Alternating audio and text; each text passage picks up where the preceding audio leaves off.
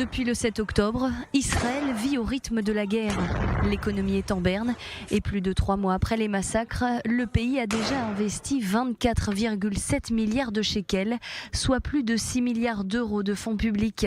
La majorité de cette somme est destinée à la sécurité, mais aussi tout ce qui accompagne les milliers de soldats israéliens, ainsi que les réservistes, la nourriture, les équipements militaires, les primes de risque, ainsi que leur salaire qui est aussi pris en charge par l'État.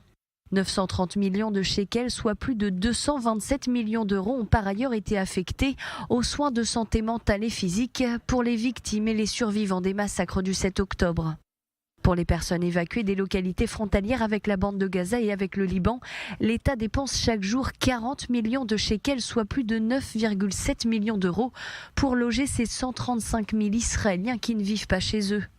Concernant les dégâts matériels dans les localités frontalières avec la bande de Gaza, la Banque d'Israël estime les réparations à hauteur de 400 millions de shekels, soit plus de 97 millions d'euros.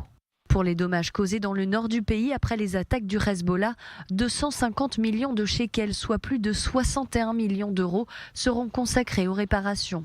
Si la guerre est encore loin d'être terminée, la Banque d'Israël assure que 210 milliards de shekels, soit 51,3 milliards d'euros, seront consacrés aux dépenses de guerre de 2023 jusqu'à 2025.